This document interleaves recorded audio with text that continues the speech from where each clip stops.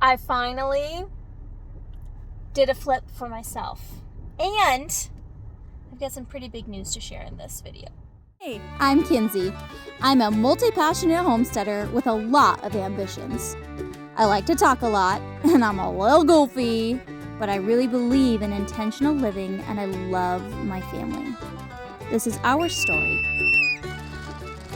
at the Flocking Farm. What's up, my dudes? Welcome back to my channel.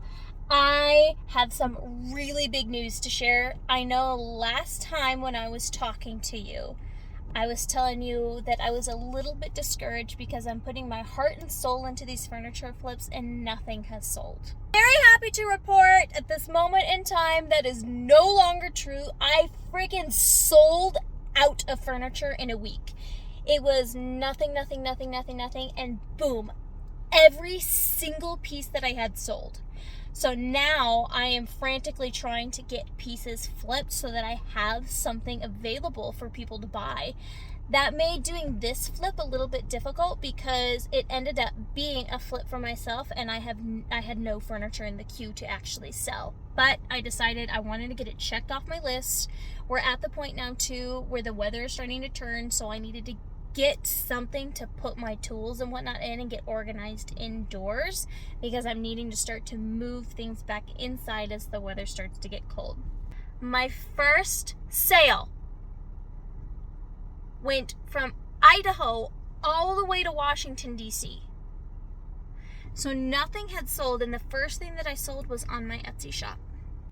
Fun story, I was supposed to use U-Ship. I was anticipating that I could not find someone to accept my shipment, so we ended up shipping these off ourselves. My dad, way back in the day, he used to run a Craters and Freighters company where he would crate large items and then ship them, so he helped me figure out how to get these shipped properly, and I'm so happy to report she was so thrilled. That has really jazzed me up to know that I have the capability and successfully have not only sold something online, but got it delivered and have a happy customer. Now it's just prioritizing those types of pieces that I can sell online. You could technically sell anything, but my gosh, U-Ship wanted an arm and a leg to ship that. I ended up being able to get these shipped through FedEx for under $300. It still ate into my profit margin, but these were priced high enough that I was able to still make a really good margin.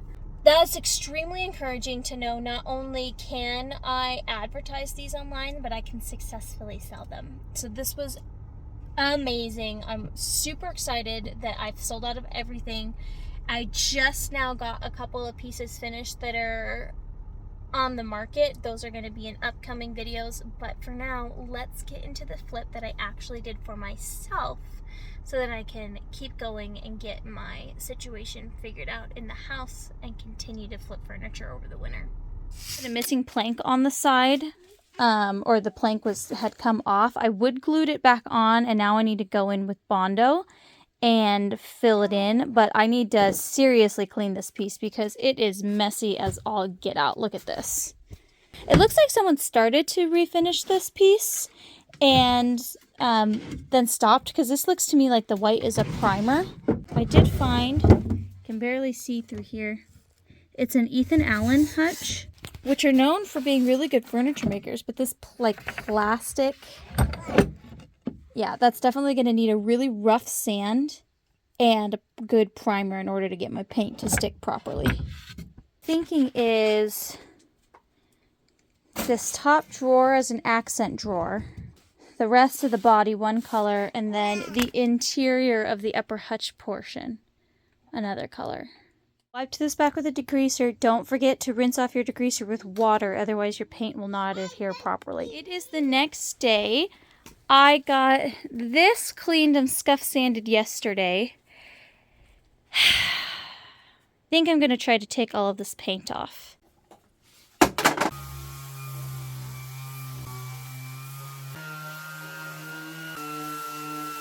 As I was sanding this down, I realized these drawers are real wood. So what I think I'm going to do is still paint most of the drawers. I'm at least going to keep this one real wood. I don't know if I'm going to keep all three real wood or not, but I sanded them down, and currently I have a paint stripper.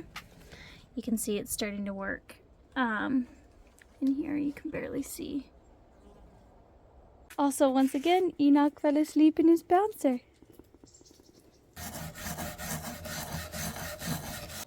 Oh yeah, comes right off. So decided to use paint stripper on the inside of this small drawer because it's the only one that had overspray in the drawer, like they painted the whole drawer. The bottom had a liner on it, so I just pulled that up and then paint stripped the sides, and I'll come in here and sand off the remainder. After looking at these drawers further, I have decided I want them all to be wood.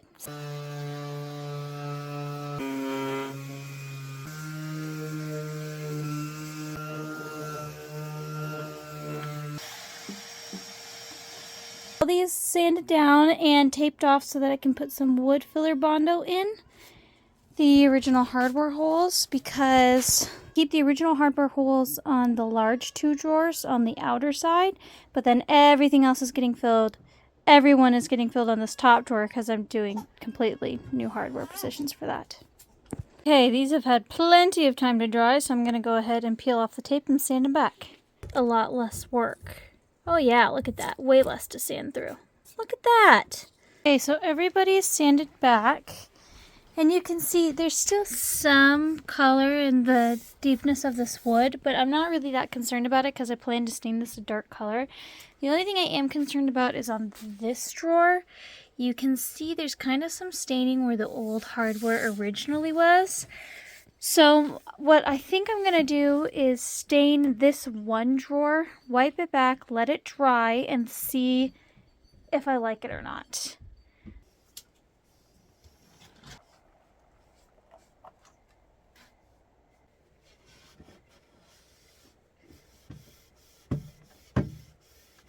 Not exactly sure how I'm going to blend the Bondo because it stained darker, but that's a problem for future Kinsey. Currently where I'm sitting is this has been sanded and washed. This has been sanded and washed. Tomorrow we're going to start by doing Bondo repairs, and then I will try to color match these drawers. Yes, love! On the glasses?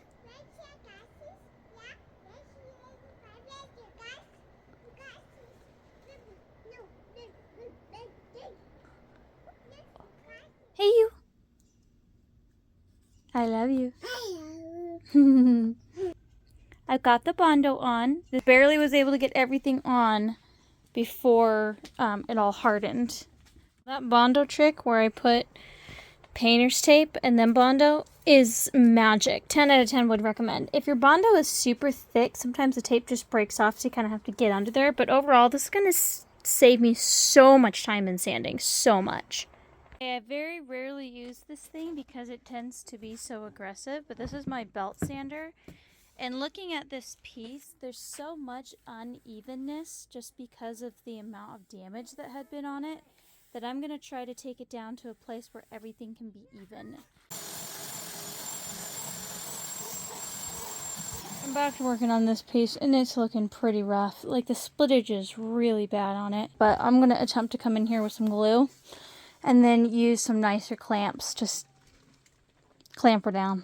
I had to move this in because of the rain, and we had a windstorm that ripped a hole in the roof of the shelter I was working under. And I'm converting this mudroom now to be the small little spot that I work in during the colder months.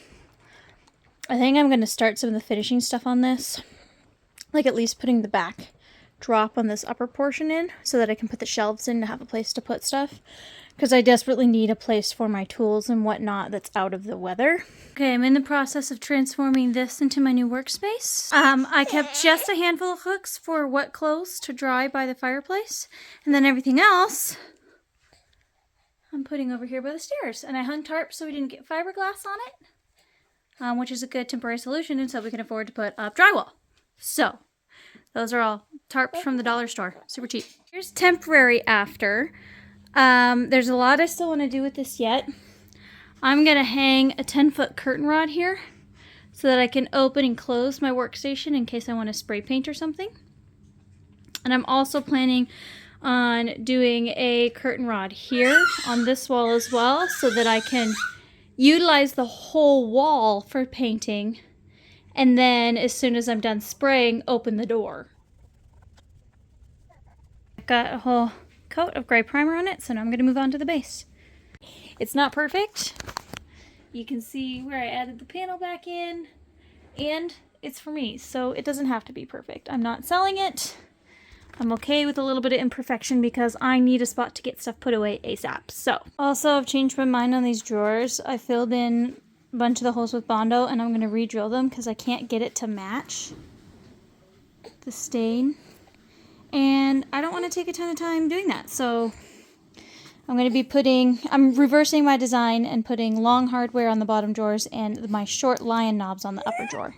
Here's my desk area, and check out my organization. Don't you just love a good organizational moment? Everything's chaotic because I'm working on a million things at once. But as far as this piece goes, I had primed everything. And then I'd given it a super light, like 400 grit sand, just to kind of smooth out any of my brush strokes since I painted it. Okay, I missed recording because this video is already way too long as it is. But here's where we stand. This has gotten 2 coats of my custom color paint on it. This kind of deep eggplanty purple. I took the purple from the Art Deco style end tables and then mixed it with black to create more of an eggplant color. I just did a super fine grit sand on this. So now I'm going to be going in, wiping it back with a little bit of water and doing its third and final coat of paint, and then we'll be doing a top coat. They aren't quite as smooth as I would like. There's a little bit of uneven texture, but I'm out of paint, so this is as smooth as it's going to get, and since it's for me, it'll be fine. There's some orange peel texturing. I had some trouble with my spray gun. I guess I jinxed it because it had been going really great. But then you can see all this texture that's in here. And I've sanded, but I can't sand too much because I don't have any more paint to touch it up with. Maybe it was too hot and it was gumming it up because it was pretty sunny today. I'm not sure. The sides look great. The top has got a little bit of splatter. It's got some character, but again, like I said, it's for me, so it doesn't really matter. I just want it to look pretty, so I'm gonna go ahead and get a top coat on this bad boy. Why do you jinx a good thing? The conversations I have with myself. The first 2 rounds of using my paint sprayer with my custom color worked great. And I don't know what is going on with my paint sprayer. Because when it works, and it's just beautiful. And when it doesn't, I'm really glad I'm not selling this piece because about everything that could go wrong in my last coat plus my top coat did. It's got orange peel texture everywhere, and I'm completely out of paint color, so I'm not really able to get this particular type of poly to work well in my sprayer. This is the second time I've used it, and both times I've had lots of trouble. And I skipped no steps, okay? I cleaned out the entire unit. I scrubbed it down. I strained my top coat before I put it in. I chose what's supposed to be the appropriate nozzle, and it still got super gummed up and started spitting on my piece.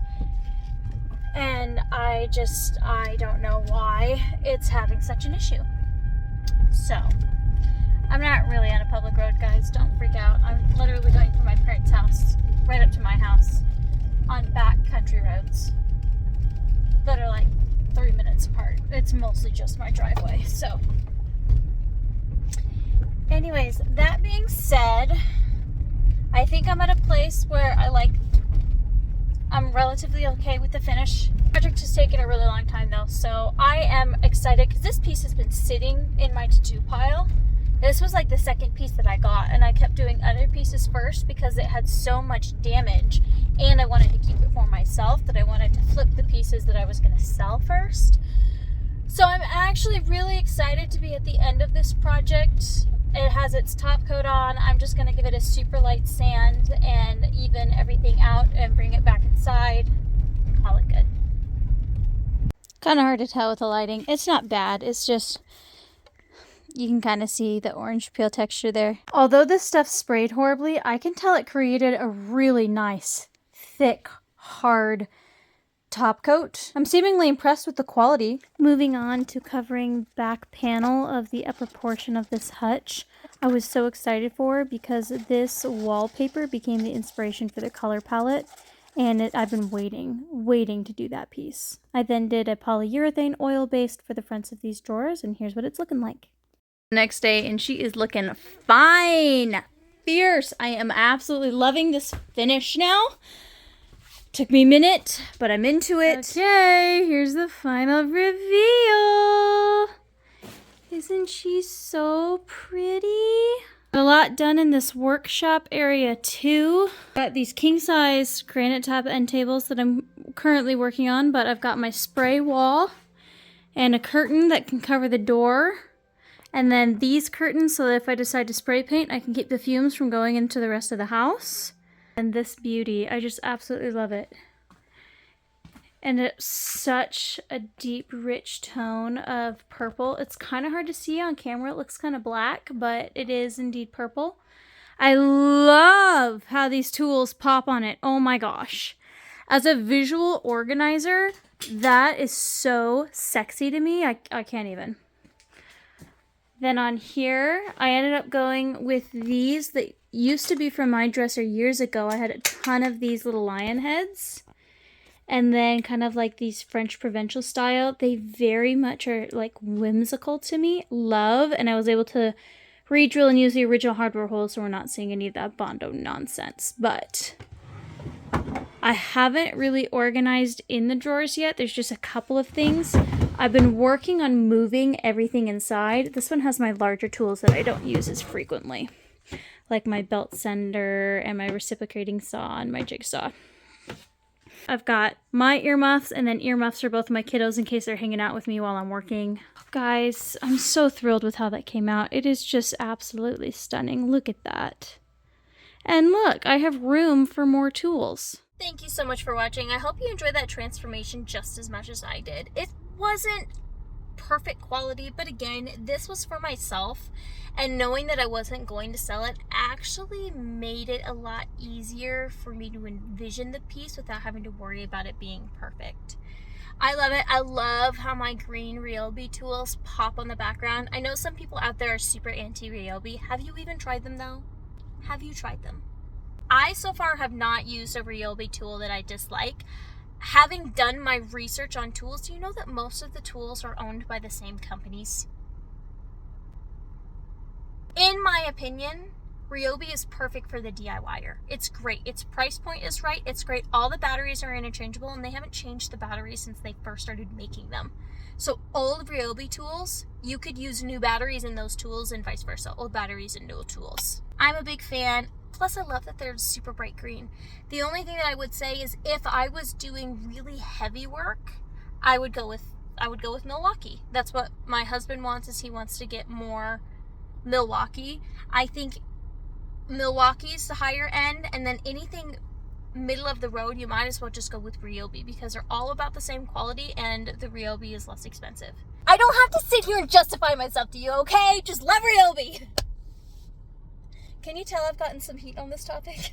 Part of my design inspo for this piece was I have kind of determined, I've been doing a lot of looking into interior decoration. It's now one of my new side passions because I'm thinking about the fact that we're actually seeing finishing stuff happen on the house, and now I have to decide some of the finish work, which has been so far out for so long I haven't really thought about it. And now that it's here, I'm starting to kind of envision how I want the finish work to go. And so I've been researching a lot about interior decoration, and all the interior designers that I follow say if you can name, if your interior decorative style falls under one name, it's just usually not very realistic because then it ends up being too themey. Most styles are a mix match of aspects of different styles. However, that being said, I have a general descriptive of what my style is, and I'm going with opulent Narnia. It has such a nice bell to it. I like busy patterns. I like different aspects of woodland animals. I want to feel like some of my original artwork, if I hung it on the wall, here's some examples, it would go with the decor. It wouldn't look out of place. So it's kind of fantasy, mixed with a little bit of dark academia because I kind of like that opulence. Hints of cottagecore, but generally speaking, if I were to use a descriptor myself, it's going to be like opulent Narnia, like Care Paravel, but it's like a peasant trying to live in a Care Paravel, but also with like a little bit of a darker twist on it because I like highly saturated colors and a little bit of a darker, moodier palette. I don't know. For whatever that's worth, does this not perfectly meet that description though? It's whimsical, it's got the lions on it, the hardware is like fantasy-y, but it's got that dark background, the moody color palette. Just this whole thing to me fits into my vibes. Thank you for spending some time in the corner of the internet with me here today. I appreciate you. I know you could have been anywhere and you chose to spend some time with me. If you missed it, here are some of my other furniture flips. I really enjoy sharing this kind of stuff with you, and it's my hope to keep bringing you along this journey. If you have questions, video ideas, something that you want to ask me, just leave it in the comment section down below. Can't wait to chat with you. I hope you're having an amazing day, and I will see you in my next video. Shalom.